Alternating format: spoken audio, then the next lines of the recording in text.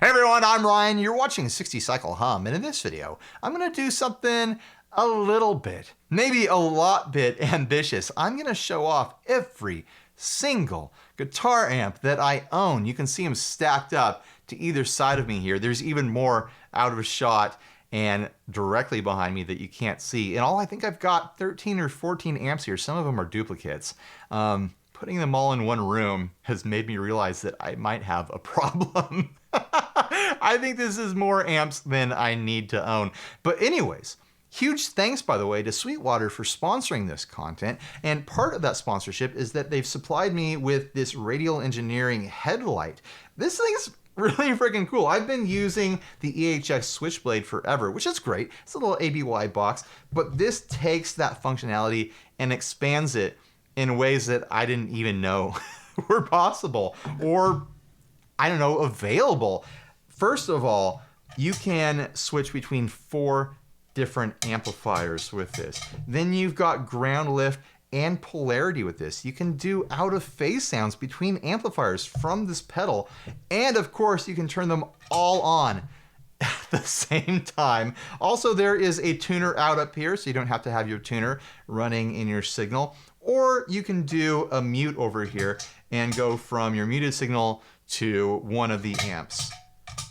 Pretty convenient, I think, all with a flick of a switch. So anyways, I'll be using this to A/B certain amps. I'm not gonna A/B all of them, and I can't even actually record 4 different amps at the same time because I don't have 4 mics to do that or 4 open spots on my Zoom recorder. But I will be using this, so once again, huge thanks to Sweetwater for helping make this content possible. So what next? How am I gonna do this?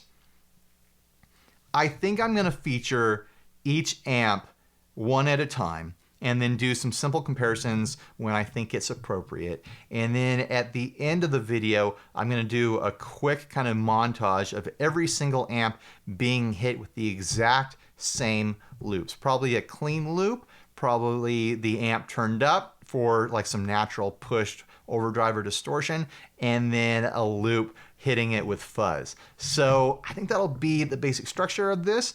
There's really no reason for me to continue talking right now. So let's get into it. Let's start off with the first amp.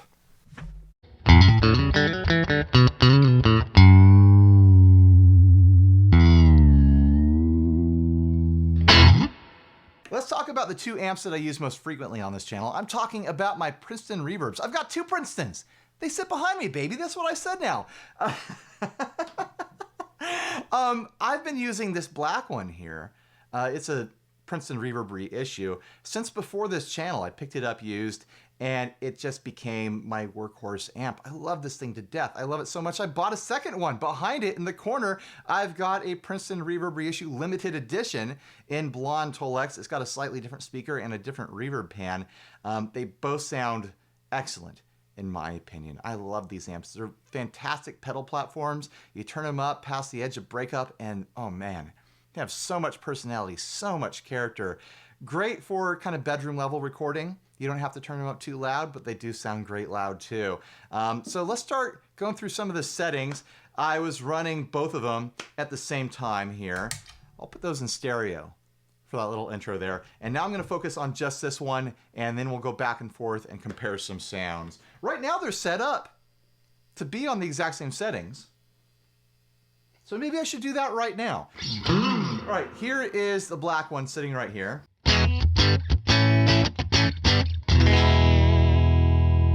This is with the volume at 5, by the way, which is crispier than I would normally run it for pedal demos and stuff like that. And yes, I am wearing earplugs right now. And you know who sells earplugs? The sponsor of this video, Sweetwater. Use the link, guys. Anyways, here is the limited edition sitting behind us in the blonde Tolex.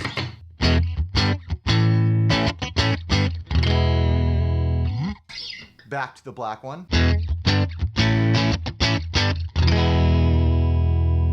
Back to the blonde. Back to the black. They sound very similar, but there's a slight like EQ difference between the two. Here's the blonde one. And the black one. And It probably all comes down to the speakers being slightly different. Now let's focus on the settings of this amp here so we can move on to all the other amps that I'm gonna do in this video. It's gonna be a long video. All right, I'm gonna roll it back to the setting I would normally use for pedal demos. You can hear how kind of like flat and neutral this sounds.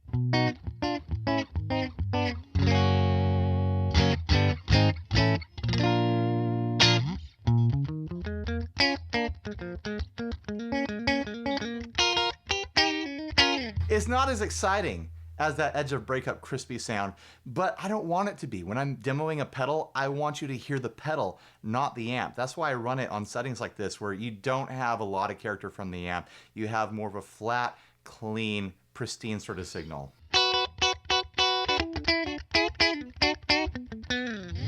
Excellent reverb on this, by the way. It's probably one of the hugest reasons why I bought this amp. I'll put it up to 3 right now.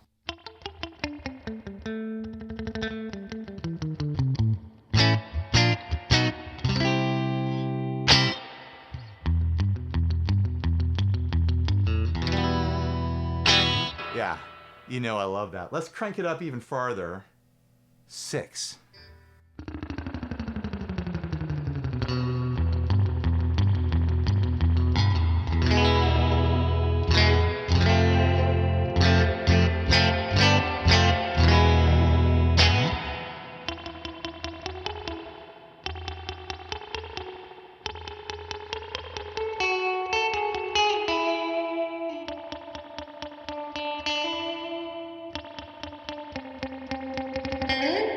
I missed it. Yes, this amp drips.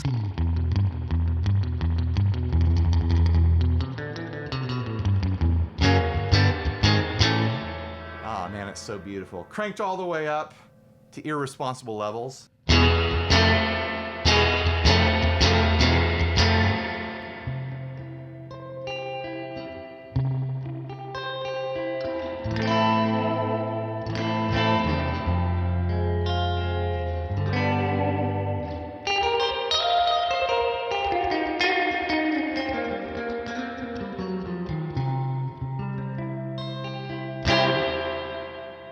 Of course, there's a built-in tremolo here.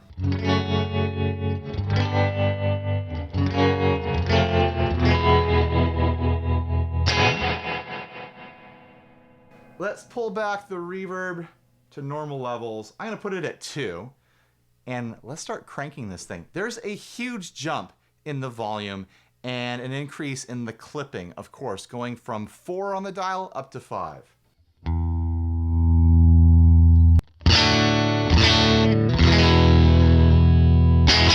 That's 5, here's 4. It's honestly the biggest change across a knob in this entire amp.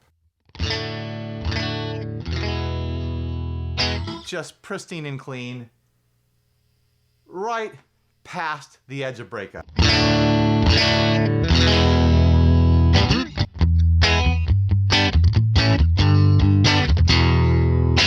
Let's try it at 7 though, even louder.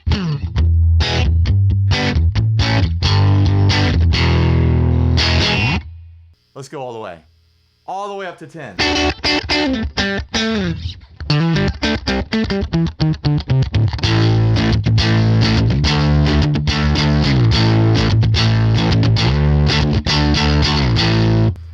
I don't usually like to have it up that loud.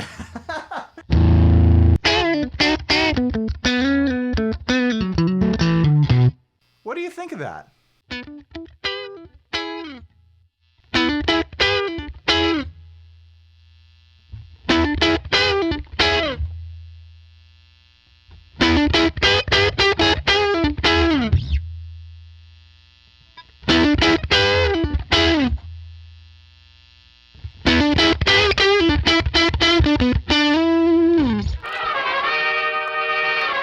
This one is newer to me. I just received this recently, like a week and a half ago from a friend. They were the original owner. It's an Alamo Challenger. It claims to be a 50 watt amp on the front, but I have a feeling that's the input wattage. I think the output wattage is probably closer to 10 or 15 based on the volume level of this amp. It does not kick like a 50 watt amp, I'll say that. It feels much closer to my Princeton or other lower wattage amps I have around here. That being said, this thing's a lot of fun. It's got this flat, cardboardy, department store, Jack White sort of sound going on. 2 knobs, just volume and tone. They're both pretty scratchy. I probably need to service those pots with a little electronics cleaner or take it to someone to service it. And the power switch on it is dead. It does nothing. So that should probably be replaced too if I care enough in the future. I might take this to a tech someday and have them clean it up for me. But anyways, this is what it sounds like right now with the volume on the 6 and the tone on the 5.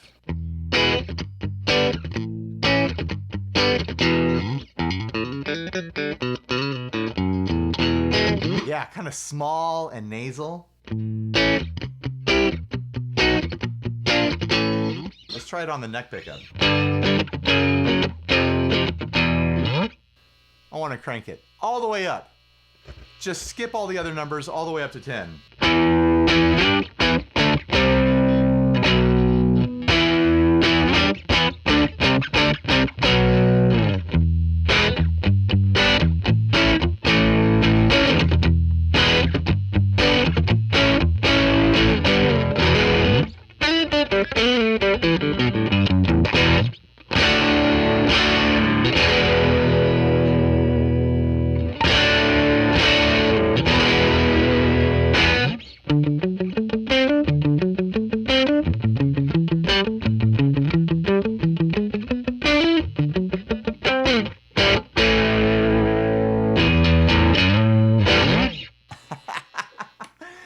Oh man, yeah, so bright and brittle and gritty and nasal, but there's something so fun about that.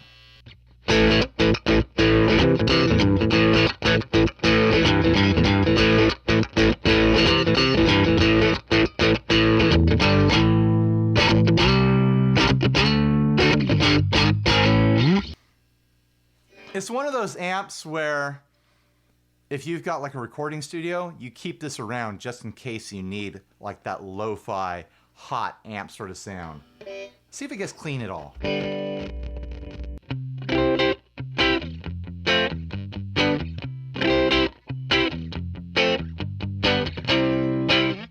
Even at 4, it feels like it has a little bit of dirt on it. Pretty quiet at 3. You never really lose that nasal quality. Let's check out the range of the tone control.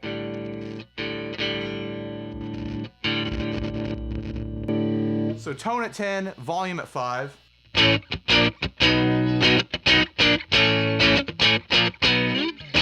Nice and bright.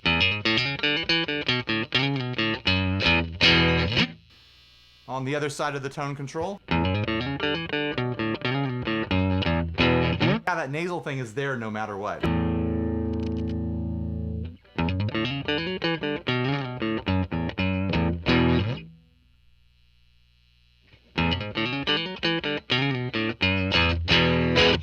Interesting. I'm looking forward to spending some more time experimenting with this amp. I'm probably going to do a video hitting it with various effects and then do a video swapping speakers maybe, or attaching it to speaker cabs to see if it's the speaker that's responsible for that nasal tone or if it's the circuit itself. I have a feeling it's the speaker.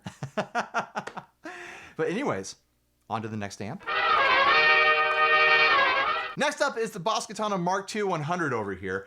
I love the heck out of this amp. I really do. I had the Boss Katana 50, the Mark I, for quite a while, and I love that amp too, right up until the moment where I blew it up. It's still embarrassing. I was doing a video where I was testing out various aftermarket speakers with it to see how it would sound. Spoiler alert, it sounds better with its stock speaker. But I left it disconnected, and the next time I went to use it, I flicked it on, and the wires, they shorted out on something and they fried the amp, and I still feel a little bit sad about it and definitely embarrassed. But anyways, don't do that. Don't swap speakers with it. The stock speakers are what are meant to go with the Katana. But anyways, the Katana 50, I can recommend that amp all day long. A 50-watt amp, fully gig ready. Like, you can play with a drummer with that 50-watt Katana, packed full of effects, a bunch of different amp sounds, a bunch of features. You plug it into a computer, you can get hyper tweaky with it. You can like assign all sorts of effects that aren't included stock on the face of the amp. Like, you can get really crazy. They give you all sorts of options in the Katana series. And that 50-watt version of it is like 220 something bucks. I wish these amps existed when I first started playing guitar. It would have been incredible for me. I played a little crate thing that I'll cover later in this video that I think I paid like 175 bucks for. And yeah, the Katana smokes it 100%. As far as the 100 versus the 50 goes, the biggest thing I've noticed between the two amps is that the 100 has more low-end headroom. So if that's important to you, you want to get really loud, you want to have lower like end instruments like 7 strings, baritones, 8 strings, things like that, I suggest going for the 100. But if you don't care about that stuff, man, the 50 is just a great all-around amplifier. I would recommend it to basically every single new guitarist. I would recommend it to people like me who are already well established, have a ton of experience with guitar amps and stuff like that. I use this amp a ton. It lives by my computer. This is the first amp I plug pedals into when I get them in to test them out and go through the settings and do research on them. And when I'm sitting there at my computer watching videos and stuff, learning new licks, yes, sometimes I learn new licks. I just forget to play them in videos. This is the amp that I use. I think it sounds really good. It's got all the features that I need right on its face. Anyways, here's how it sounds. I'm on the clean setting right now with a splash of reverb because, of course.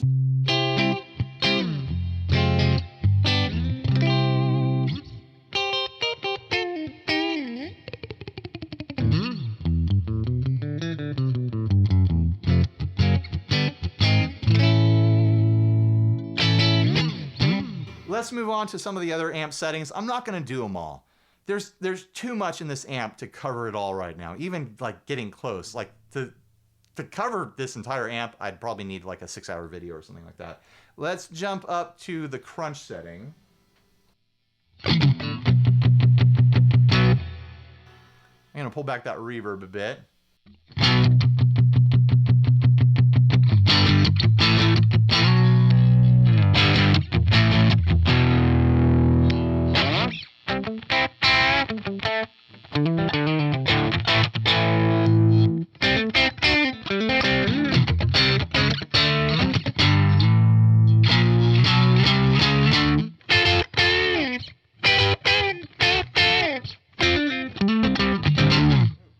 The noodles got sloppy at the end there. Let's switch to a humbucker guitar.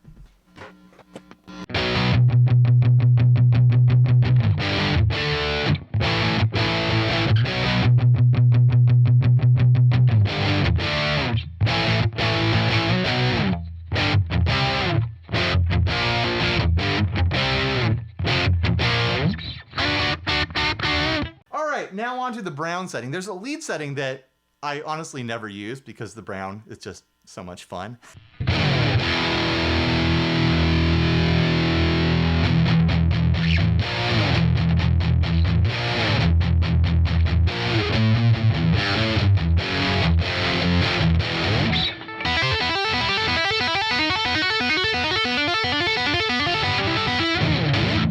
Let's bring in a little bit of delay.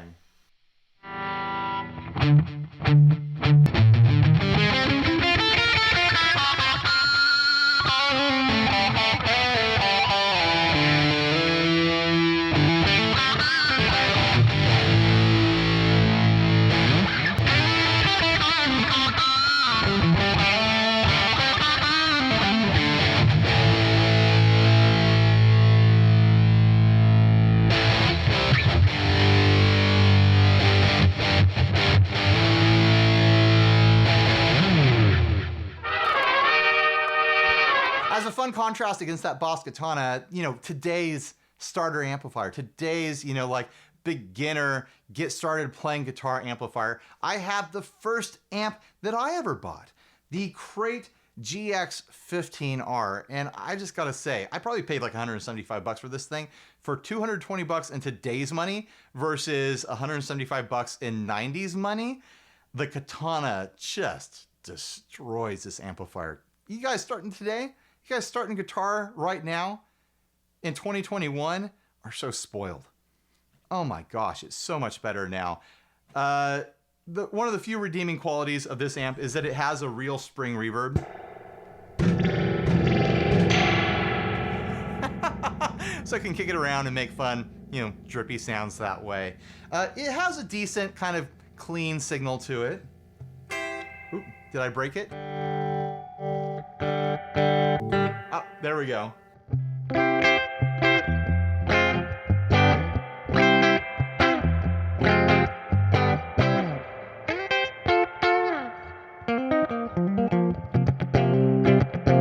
It's honestly not terrible on the clean setting. Like, it's got a bit of a hum now that's developed over the years.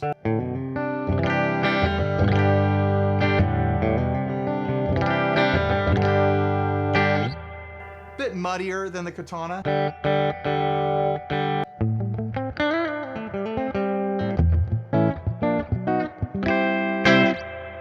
It sounds like a cheap solid state amp. Here is the drive section on it.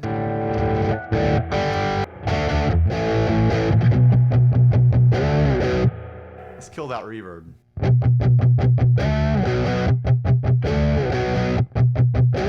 I mean, this is the sound coming from my bedroom. Circa 1997 or something like that. Just scoop those mids, dime everything else, gain all the way up.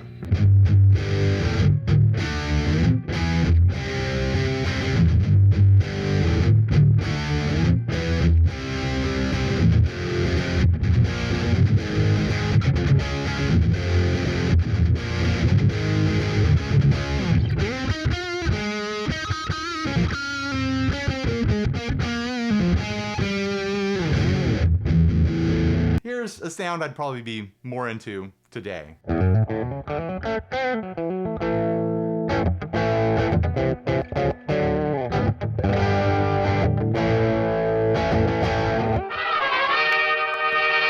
Next up is a newer amp that looks like an older amp. Is that what's going on here? I've got the Supro Delta King 12 here. It is a 15-watt amplifier with a 12-inch speaker, a 3-band EQ. That's right. Mids, lows, and highs. You get them all. It's got a master volume, which is a bunch of fun for a 15-watt amp because then you can crank the pre-volume with the master down and get some really nice, sparkly, crunchy, saturated tube distortion tones out of it at bedroom levels. It's a fun one. It also has a built-in boost if you want to push it even further into tube distortion and whatnot. And it has a built-in distortion circuit from Pigtronics. What else does it have? Oh, it has a spring reverb, which is interesting. It's not my favorite flavor of spring reverb, but it has it. And also, it's hard to see in the video. This tweed, like cloth on it, this tweed wrap on it has like silver sparkle in throughout it. It's really pretty to look at in person. On the video, you're not gonna be able to tell. Maybe I'll put a close-up or something, but it's a really pretty finish on this amp. All right, I'm gonna hit it with the Jazzmaster starting out. If I feel like I need humbuckers, I'll grab that D'Angelico probably.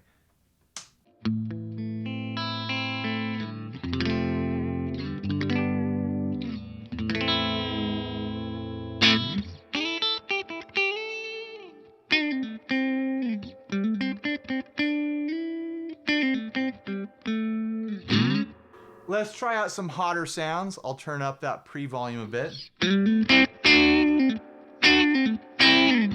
That's at a really comfortable level right now. Bring back that reverb a bit.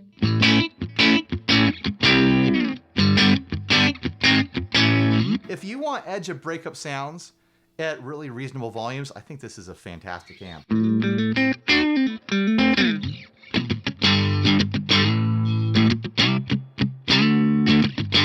It's just a little bit crispy there.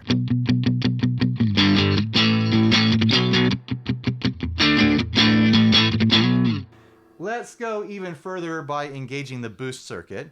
I can't see it right now, so I think this is the boost. There it is. That's the boost.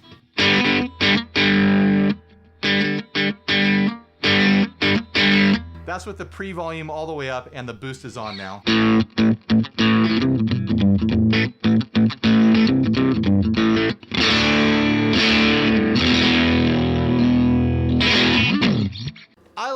Princetons, but if I'm gonna do a demo of like a boost or something like that that I need to use to push an amp into tube distortion, this is the one I'm gonna use because the volume level is so much more acceptable for me, someone who has to work with these sounds for hours at a time to produce videos. Like, I don't wanna blow my ears out.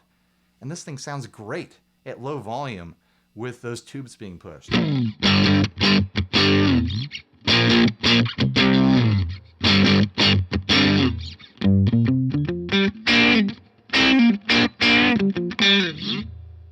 Now I'll turn off the boost. Here's that distortion circuit.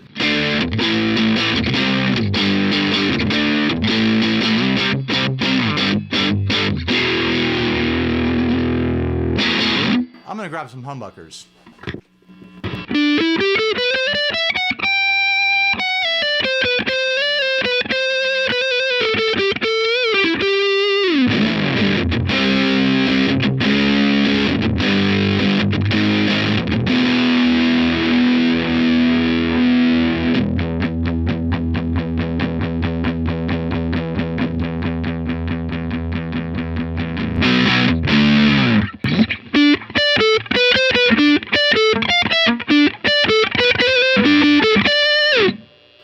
Maybe with the pre-volume not all the way up. See how that sounds? I didn't know what to think at first about that built-in distortion sound, but I like it now. I'm glad that they put it in the amp. I think it works really nicely. This isn't an amp you're gonna doom with. This isn't an amp you're gonna metal with or anything like that.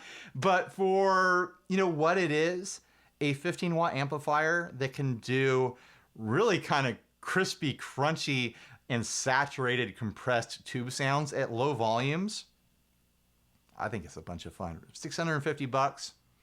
I think it's a winner. I think if I had discovered this amp before the Princetons, I would have had a long, hot relationship with the Supro Delta King.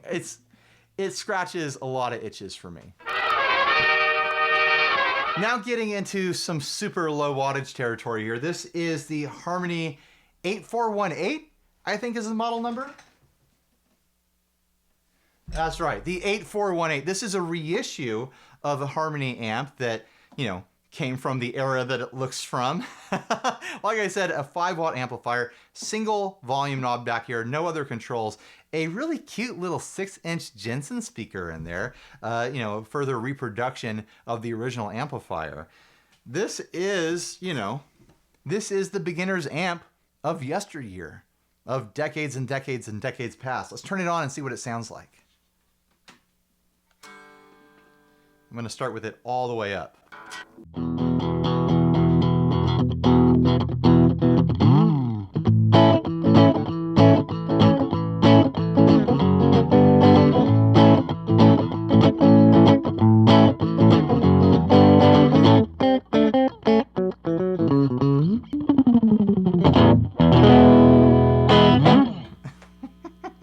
Retro sloppy noodles? I don't know. Does it clean up at all? I mean, that's as dirty as it gets. That's all the way up. Has a nice like buzz to it. Kind of a noisy amp. It has this like low ground hum thing going on.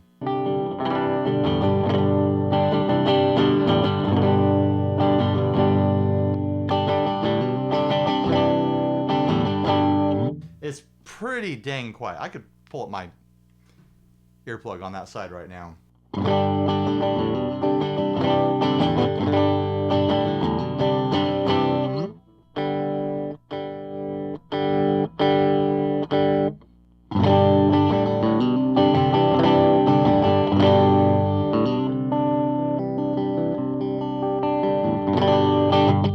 Yeah, no risk of hearing damage here. It's kind of a curiosity. These little 5-watt amplifiers here with a tiny little 6-inch speaker. They sound thin and nasal and retro and vintage. If you're chasing that sound, this is one way to get it. There's a bunch of amps out there that do this sort of thing. My experience is that every amp below 10 watts kind of starts sounding like this. I mean, there's variation, but they kind of have this small tin can sort of sound to them. What do you think of these? I know that they're not currently in production, I don't think. They go in and out of production. What do you think? I want to know down in the comments. Keeping the super low wattage amp thing going on, I've got the Wangs VT1H here, this little tiny little amplifier here. Technically, it's supposed to be pronounced Wangs, but you know me. I'm immature, I'm childish. If I got the opportunity to say Wangs, I'm gonna say Wangs. It's just what's gonna happen. So anyways, this is a 1 watt amplifier, so a fifth the watts of that harmony amp, but twice the controls, because it has 2 controls. It has a volume and a tone control, and an on-off. Is an on-off a control as well? It has 3 controls? I don't know. But anyways, you've got a transformer up here and a small cluster of tubes, 3 tubes enclosed in this little roll cage. So if you get in an accident, your tubes won't get broken. Hopefully that roll cage protects them. But anyways, let's see how it sounds.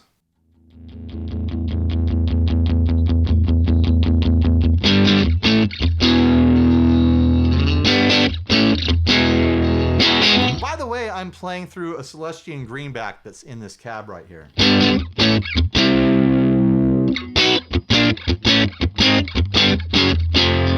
Right off the bat, I'm liking it better than that harmony, but it honestly might be the speaker. The harmony is leaning so hard into that 6-inch vintage style throwback little Jensen guy. Of course, a 12-inch Celestian greenback is going to sound bigger and more full. I should probably do an experiment in the future where I plug these both through the same speaker to see how they compare. I have a feeling they'll be a lot closer.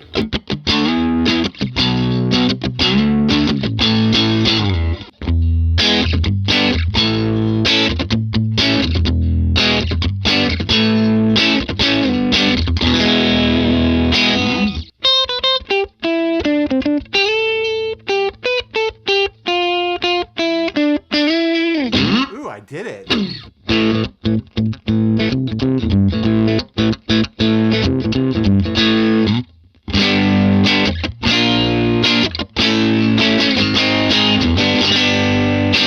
Honestly, sounds quite a bit better than I remembered.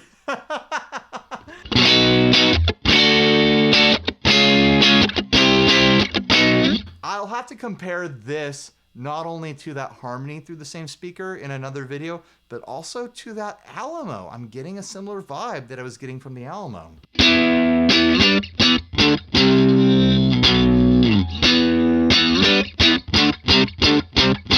Let's check out the range of the tone control. Roll it all the way dark.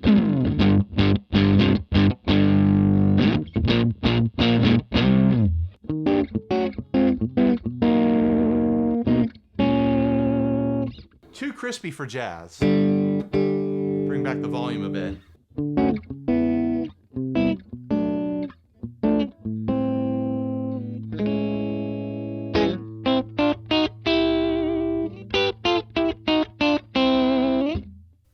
Go all the way bright with it.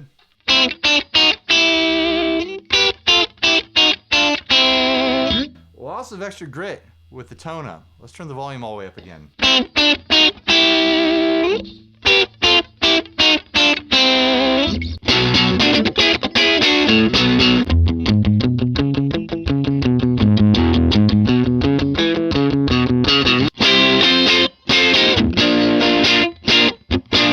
With that greenback, I'm getting some Voxy vibes from it.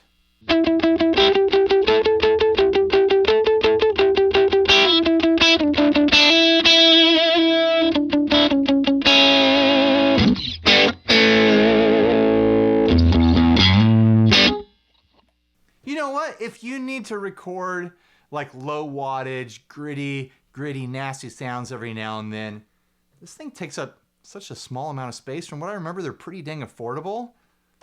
I think it's doing it.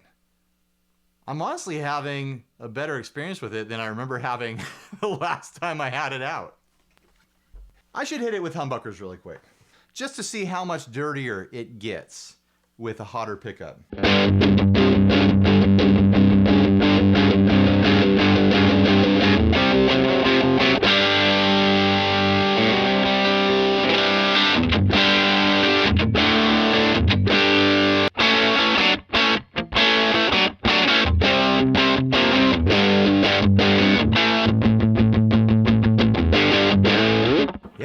like that.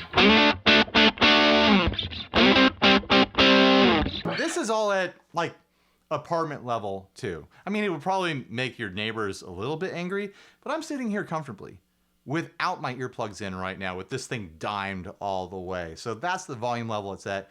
I don't feel like I'm in any hearing loss danger at all right now. It's fairly quiet, and it doesn't have the hum issue that I was getting with that harmony. Maybe that's because the harmony is 5 watts and this is 1 watt. If it was 5 watts, maybe I'd be hearing that hum more. I don't know. Now for something more modern, more feature-packed, more expensive.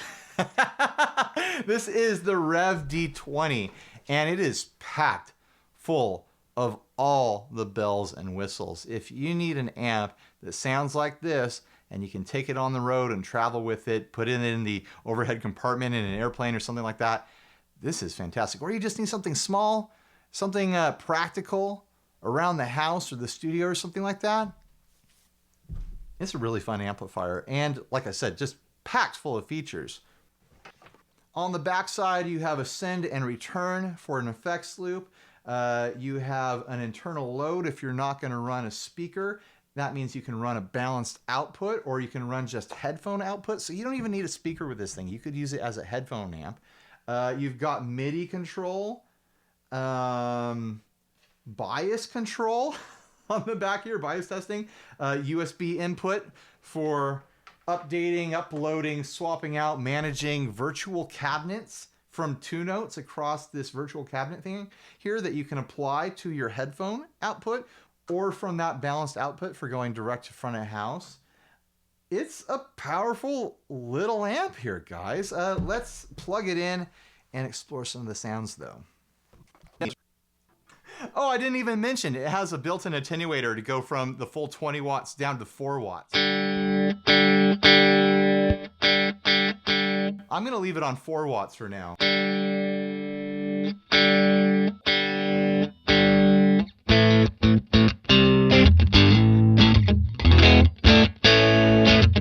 can hear it added a lot of like warmth and compression and bottom end when I turned up that gain.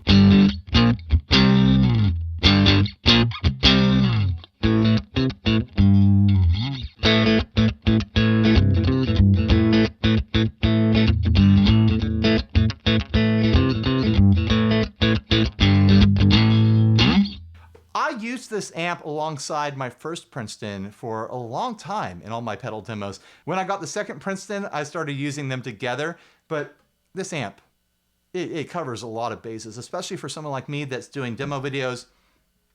I need to have something low volume for long sessions where I'm recording like boost pedals and stuff like that. I usually go to this amp for that sort of solution. You can actually pull out the gain control too and get more gain out of there. It's doing like a warm compressed sort of thing with the gain all the way up right now. But then you pull that out.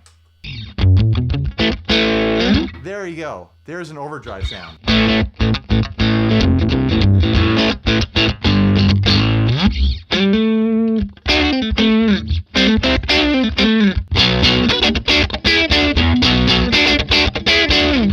I'm gonna grab some humbuckers. I should really just have a second stand over here to hold this guitar instead of having to keep getting up and down for it.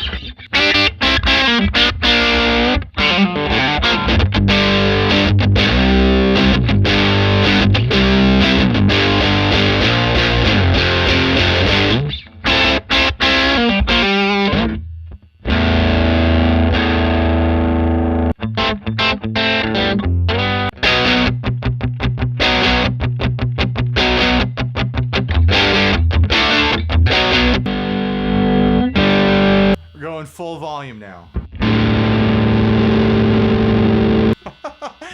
It feels loud. I've got the earplugs in tight right now, but damn, I can feel it in my bones.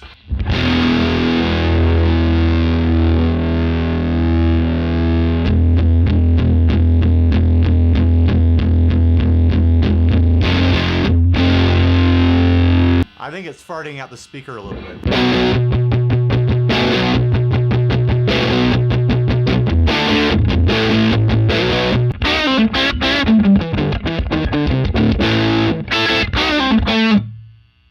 Try try it with that gain pushed back in for a lower gain sound.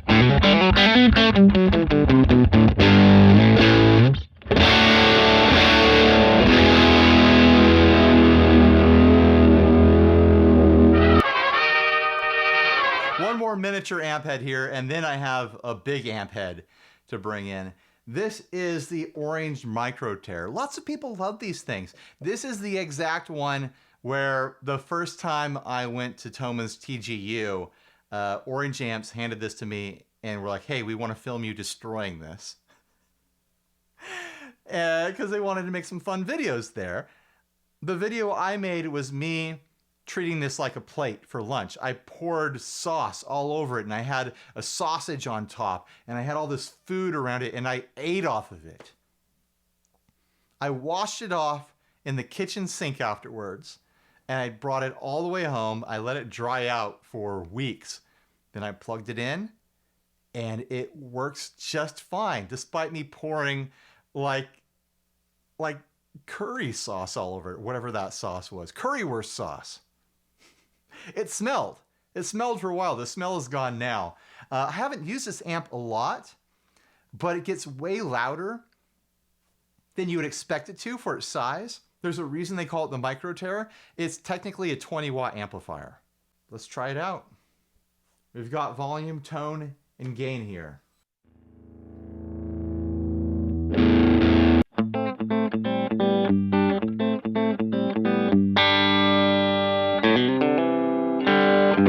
I don't know where that came from, but I like it.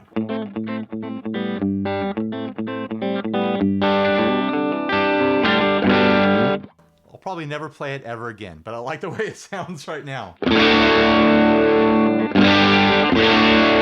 Really nice breakup on that. Let's see how clean we can make it.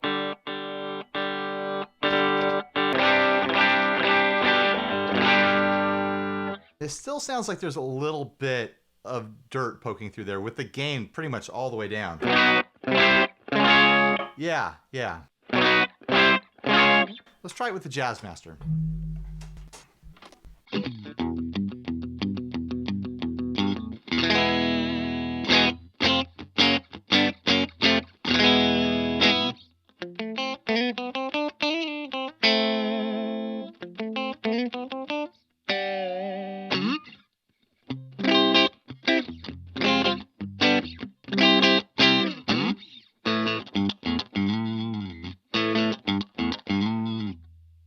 Now let's dime the gain.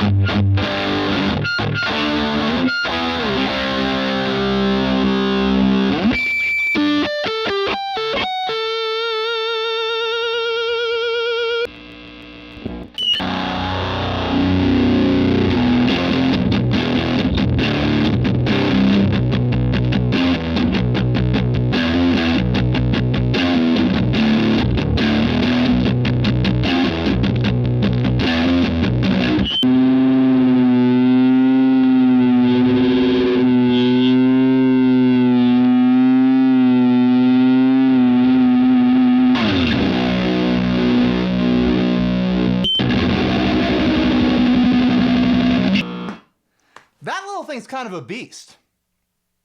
It's really hard to tell kind of the qualities of the gain characteristics when it's turned up so loud and I've got the earplugs shoved in as hard as I can, but it felt really good. It felt really good to have that thing turned all the way up and to be riffing through it.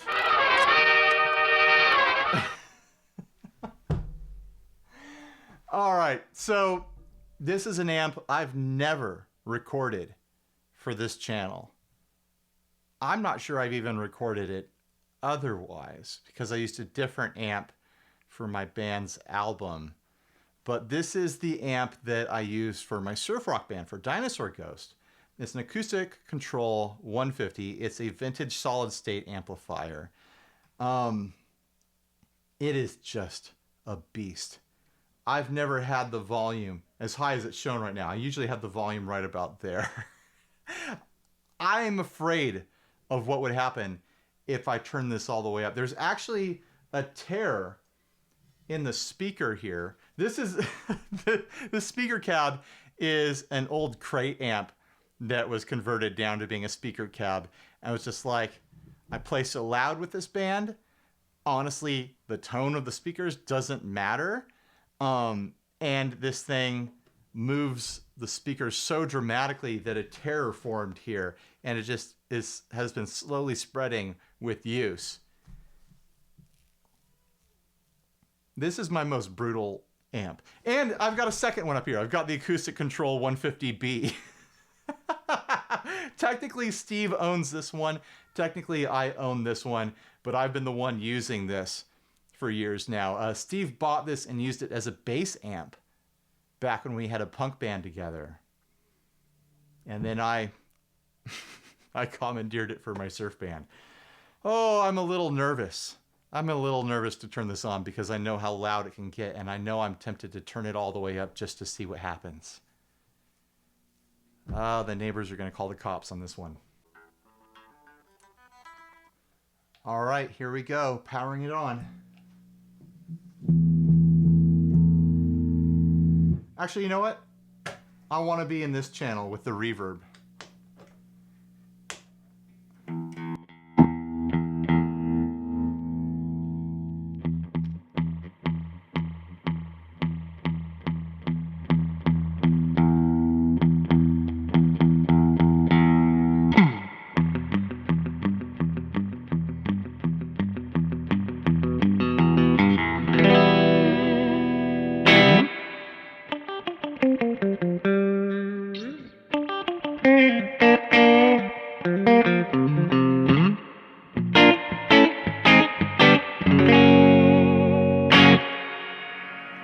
Oh man, it's so good. The feel in the room right now. Oh, I've got goosebumps.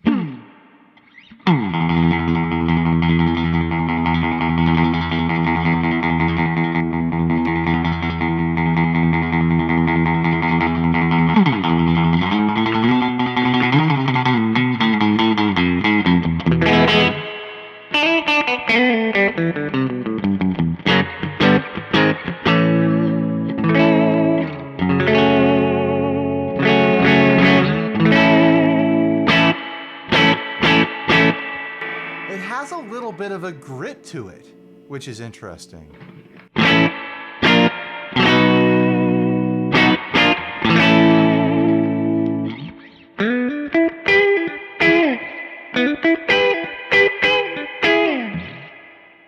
This is a solid state amp. This is vintage solid state.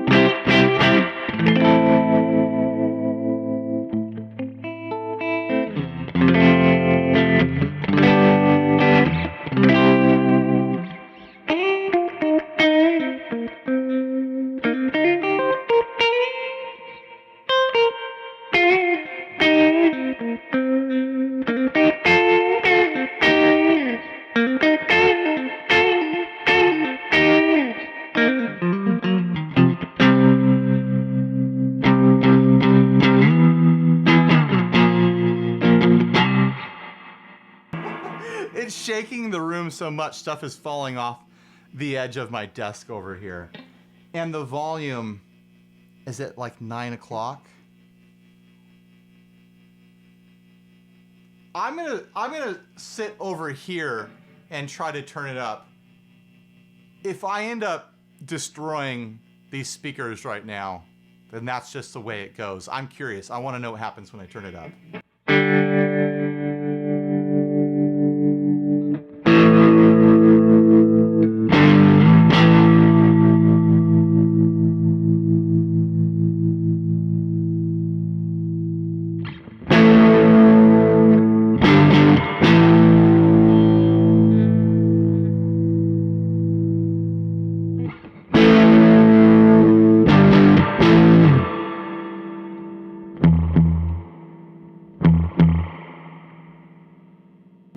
The earplugs are non-effective right now. A surprisingly low amount of noise, considering this is all the way up right now.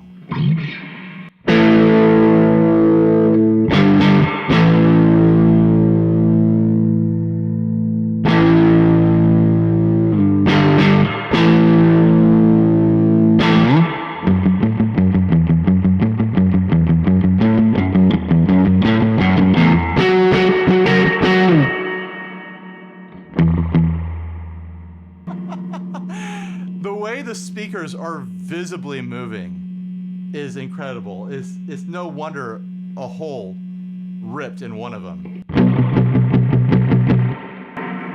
I've got to film that.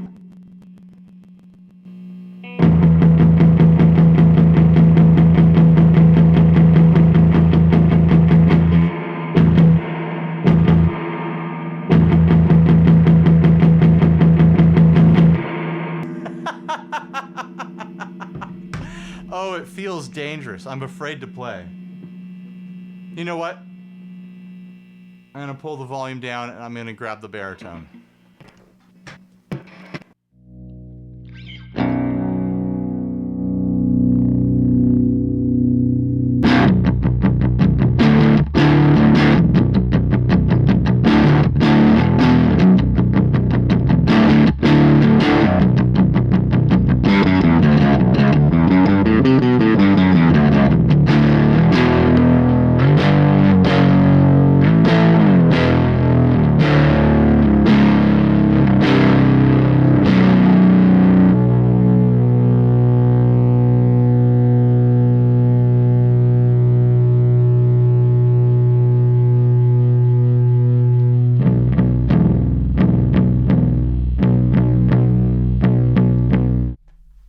Oh my gosh.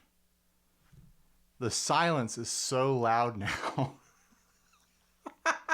It feels weird to not have every hair on my body vibrating after turning that off.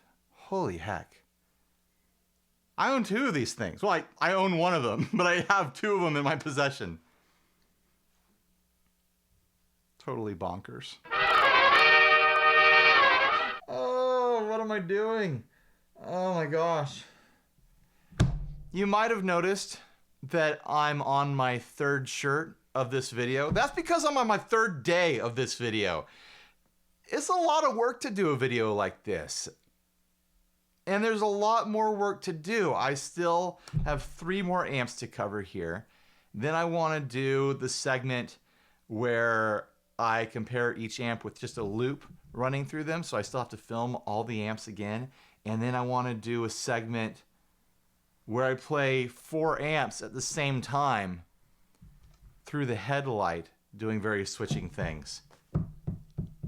This might turn into a 4 or 5 day video. I've got to edit the dang thing too. Anyways, huge thanks again to Sweetwater for sponsoring this content, because I can promise you this video would not have happened if there wasn't some sponsorship money behind it to motivate me to get this done.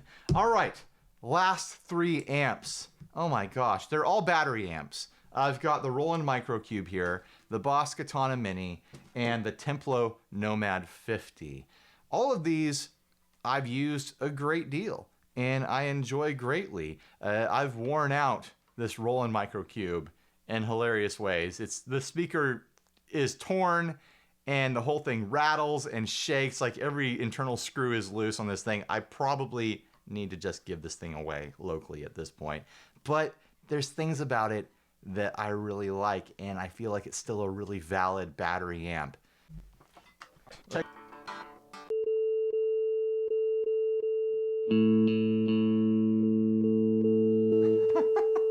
That little chime you're hearing is the tuner function of the Rolland Microcube. It's just a little button that makes an A.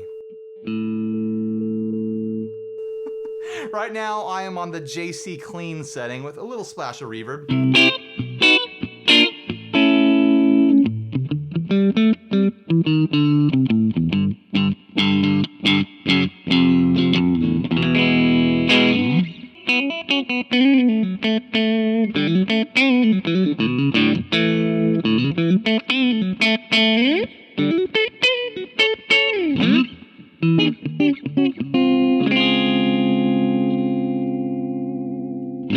Couldn't find my wiggle stick. There's a bunch of amp settings on here. There's an acoustic setting,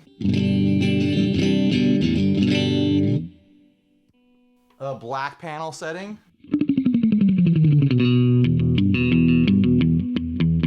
that one really drives that torn speaker.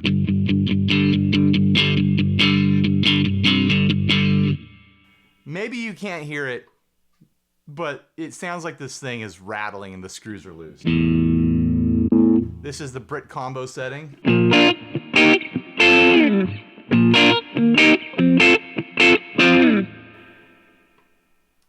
Pretty loud.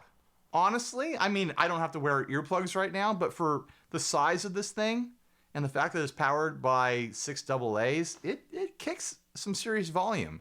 You could definitely play along with any, other acoustic musicians with your electric guitar with this, no problem.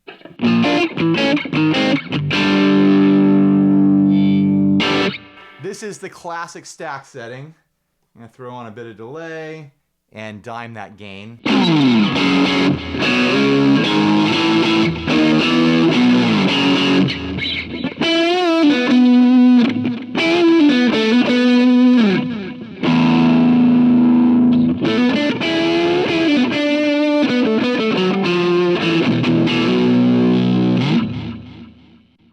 This is the rectifier setting.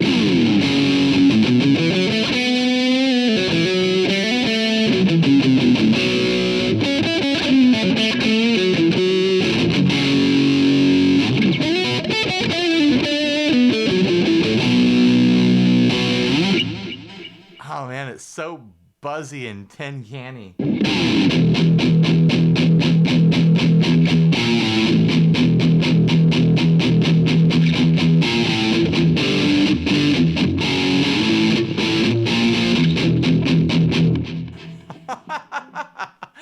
I don't think anyone should judge the sound of these amps off of this particular amp because it's so worn out. It's just been thrashed. But it does have a really bright kind of nasal tin can sort of tonality, which honestly is probably what you want if you're a busker. You're playing out on a street corner. There's not a lot of reflective surfaces around. You need this to cut through the noise of the street and stuff like that. That's who this is for.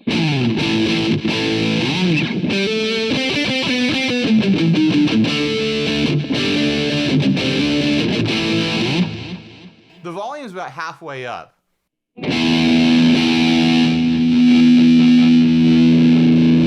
It doesn't get twice as loud when I turn it all the way up, I'll say that. It gets maybe 5% louder.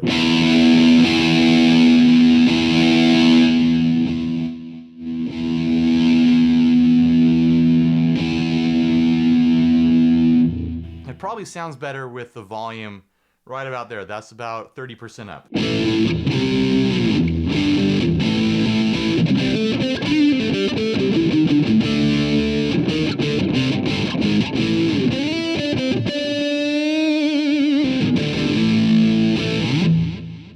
Now the last setting, which strangely is my favorite setting on this whole amp, is the microphone setting. It's meant to be a microphone preamp if you plug a microphone into this and want to use it as a little PA, but I just love how dirty and torn and thrashy it sounds.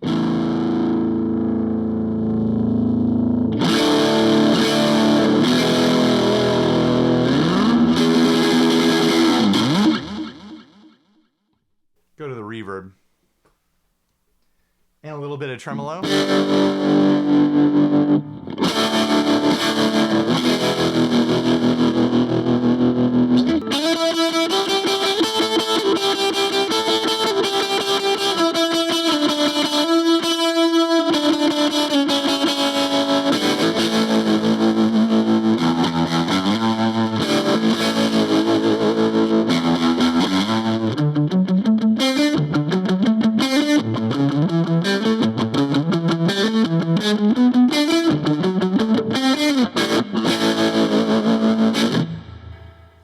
Let's go a little bit cleaner with that channel. I want to demonstrate something I like about this. The reverb is actually pretty nice on it. I actually wrote my first couple surf rock songs for my band with this amp.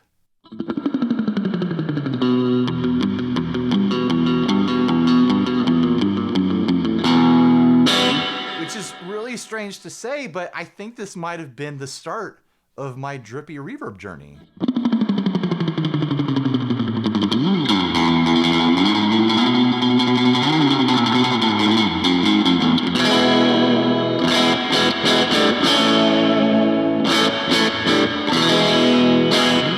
I'm not saying that it drips, but it's got this splash that pushed me that direction.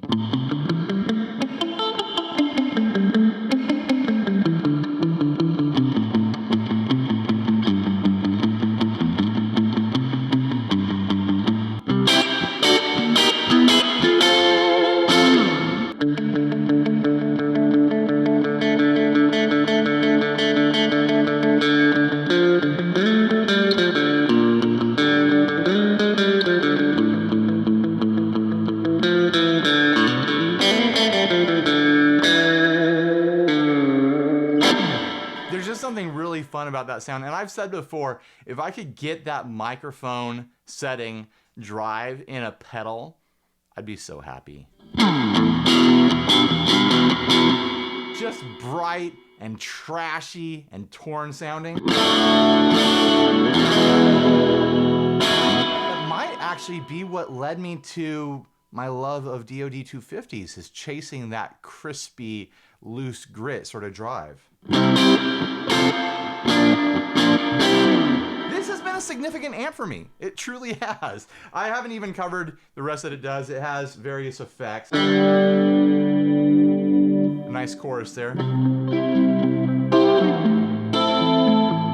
A flanger. Phaser.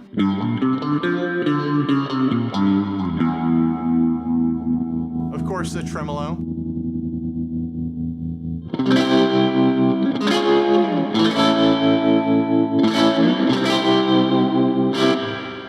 And then it has a dial that goes between a delay sound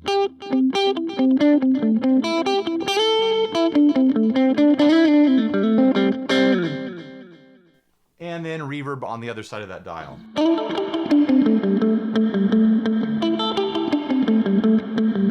And that's pretty much it.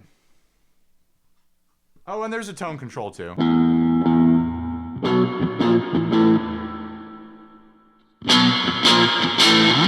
Oh, it gets bright. Next up is the Boss Katana Mini. I'd say that this one sounds significantly better in a conventional way, but it doesn't deliver the trashy, torn speaker reverb sounds that I love so much out of that just slightly pathetic, abused Rolland microcube.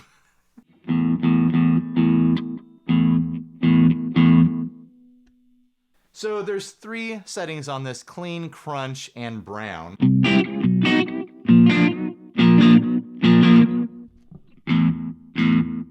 Oh my gosh. Ooh, this is fun. The battery's dying on it, and the delay is modulating because it's not getting enough juice. Ooh, this is a treat.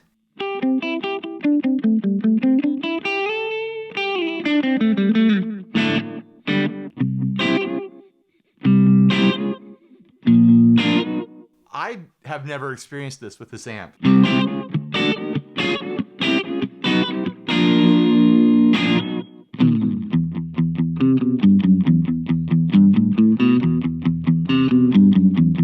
Should I get new batteries or should I let it do its thing?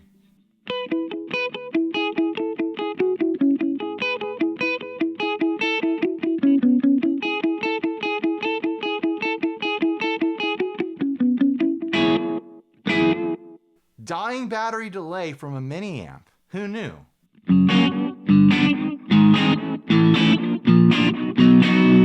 All right, I'm gonna go get some fresh batteries. Did I just discover a secret? Is that how circuit designers make modulated delays? Is they starve something of voltage and then the delay gets modulated and freaks out? I kind of doubt it. I kind of doubt that's how it's done. But it's very interesting to me that that was the effect from this amp being starved of power.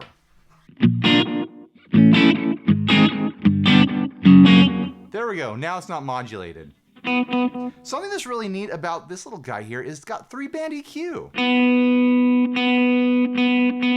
Which means you can scoop the mids if you want. Here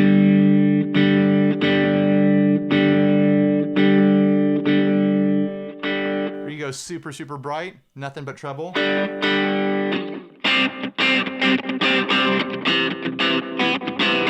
We just do all the bass.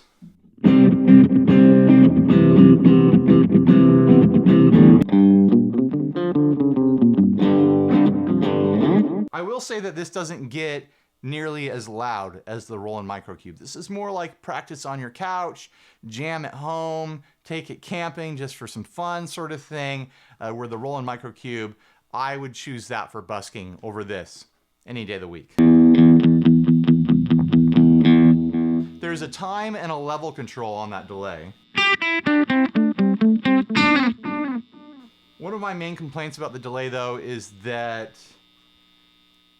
it doesn't have very many repeats. You get maybe 1 or 2 strong repeats and then it's done. Even with the level all the way up.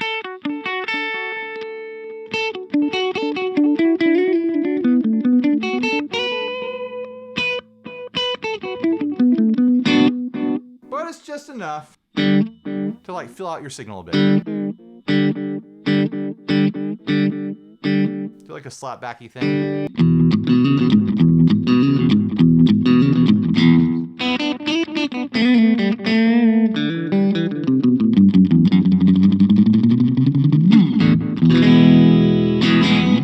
I think I've been on the clean channel. I have. It's got a gain and a volume control even on the clean channel, so you can drive that clean just a little bit.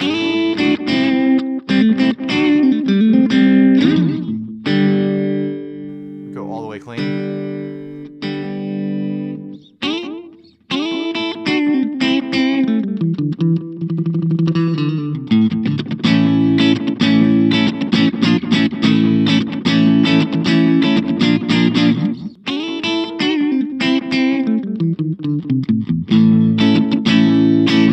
Then there is the crunch channel.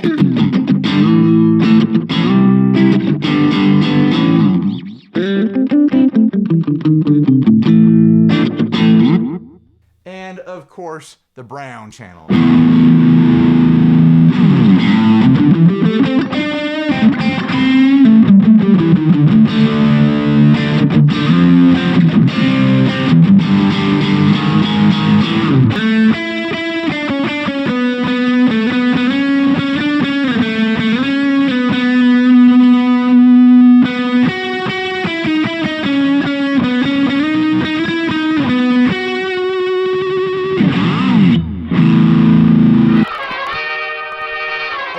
As I'm concerned, this right here is the ultimate battery amp for buskers. It just is.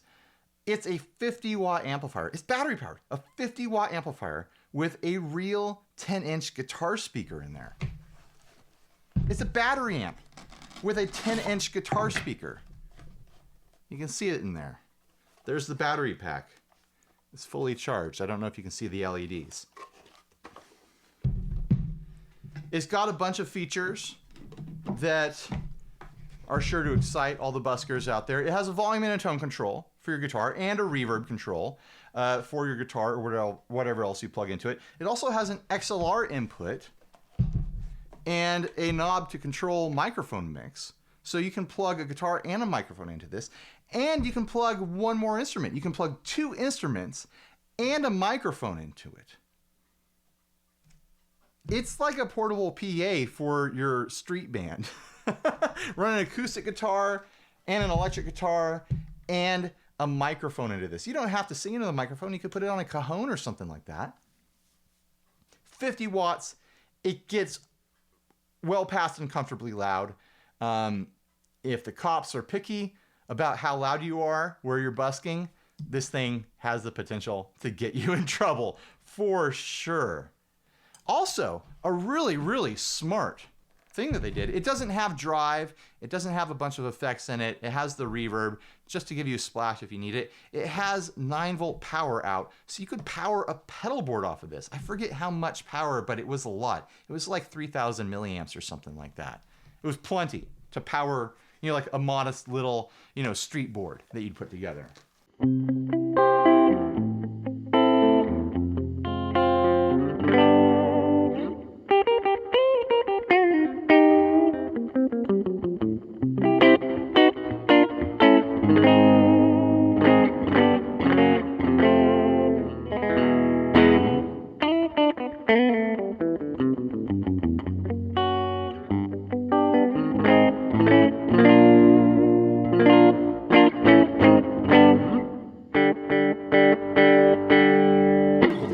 With the tone all the way up.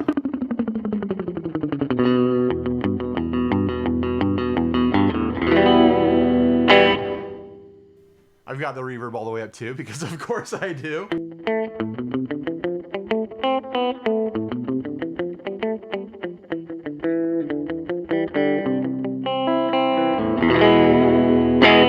Easily right now it's louder than those 2 other battery amps. And the volume knob is like at 1.5 on the dial if there were numbers on it. If I turned this thing all the way up right now, it would hurt.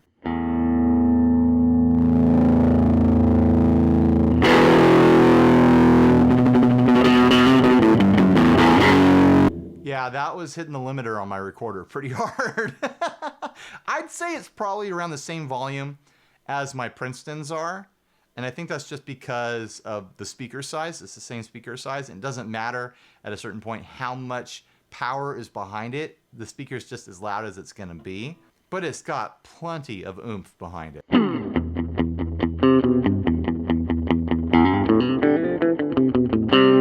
And realistically, I don't think anyone's ever going to have it all the way up unless they're playing with like a drummer, like a full drum kit outside doing busking.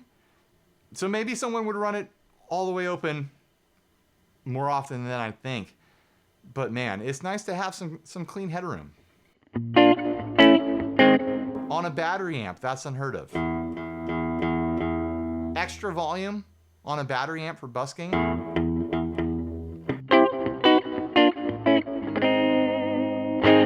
I like that I got this amp right around when Corona started. There was no possibility of me going out and trying my hand at busking again. I'm looking forward to when this is all over, and maybe I'll be able to get out there and do some busking again. I used to do it a lot. I busked for years, like right around like into college. I was going out on the street and making money, a little bit of money. I was buying pizza and putting some money in my pocket. Mostly I was having a lot of fun. I'll say that.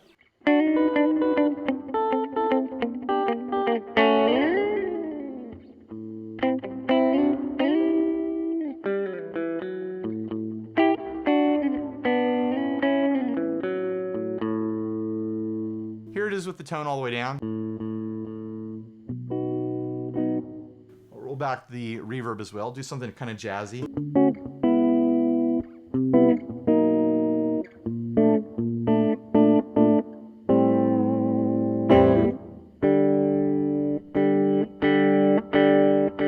It does low sounds well.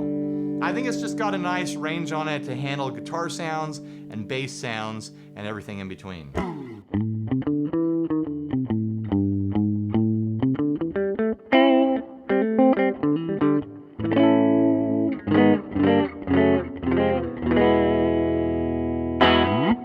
Now I got to get it set up for that looping segment. Wish me luck.